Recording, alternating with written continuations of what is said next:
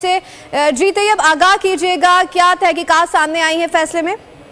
Ji, supreme court of Pakistan की जानिब से आज एक बड़ा फैसला जो है वो किया गया है और फैसला ये है कि अगर किसी जज के खिलाफ सुप्रीम जुडिशियल काउंसिल में कार्रवाई चल रही है और दौरान कार्रवाई वो जज इस्तीफा दे देता है तो उसके बाद भी सुप्रीम जुडिशियल काउंसिल का ही इख्तियार है कि वो जज के खिलाफ मजीद कार्रवाई जो है वो अमल में ला सकती है। तो ये मामला था और इसकी समाअत आज जस्टिस काजी अमीनुद्दीन खान की सरबराही में सुप्रीम कोर्ट के 5 रुकनी लार्जर बेंच ने की और अटॉर्नी जनरल फॉर पाकिस्तान और इसके साथ साथ अदालती मुआवनीन के दलाइल मुकम्मल हुए, फ्रीकैन के दलाइल मुकम्मल हुए और तो उसके बाद वफाक हुकूमत पाकिस्तान की और वफाक की जो अपील है अब वो सुप्रीम कोर्ट ने उसको मंजूर करते हुए अब ये फैसला जारी किया है और फैसले में वाज़ेह तौर के ऊपर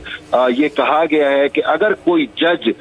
तो सुप्रीम जुडिशियल काउंसिल में जब रेफरेंस या कोई शिकायत उसके खिलाफ उस पर कार्रवाई चल रही हो तो वो अगर अपने ओहदे से इस्तीफा भी दे देता है तो भी उसको कार्रवाई का सामना करना पड़ेगा। ये सुप्रीम जुडिशियल काउंसिल का अब मुकम्मल इख्तियार है कि वो किसी जज के खिलाफ मुस्तफी होने के बावजूद भी कार्रवाई जो है वो कर सकती है। तो इस पर आज सुप्रीम कोर्ट की जानिब से बड़ा फैसला दिया गया और ये फैसला 4-1 के तनासुब से आया है। एक जज जस्टिस हसन अजहर रिजवी ने जो है वो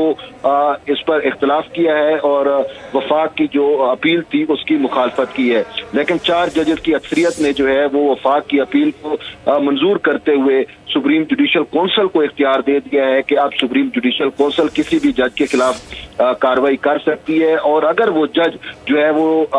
इस्तीफा भी दे दे तो भी उसके खिलाफ कार्रवाई जो है वो की जा सकती है। अगर हम हालिया देखें तो जस्टिस मज़हर नकवी जो है उनके खिलाफ सुप्रीम जुडिशियल काउंसिल में कार्रवाई चल रही थी और कार्रवाई के दौरान उन्होंने अपने ओहदे से इस्तीफा दे दिया था।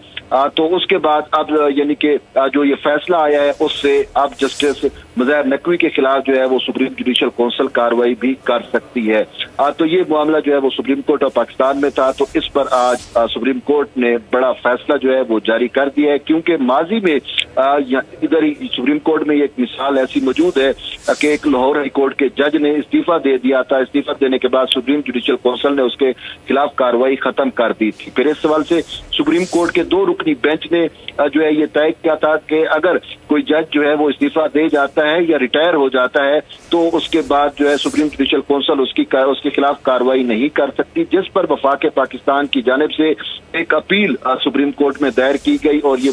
उसमें इस्तदा की गई थी कि मुस्तफी होने वाले जज के खिलाफ भी जो है कार्रवाई होनी चाहिए। तो इस पर 5 रुकनी लार्जर बेंच बनाया गया था। जस्टिस काजी अमीनुद्दीन खान की सरबराही में उस 5 रुकनी लार्जर बेंच ने जो है इस पर मुसलसल समातें की हैं, जिसमें अदालती मुआवनीन, फ्रीकैन और फिर अटॉर्नी जनरल फॉर पाकिस्तान ने अपने दलाइल दिए और आज ही दलाइल इनके मुकम्मल हुए और फैसला कुछ देर के लिए महफूज किया गया था। तो अब वो फैसला जारी कर दिया गया है और फैसले के मुताबिक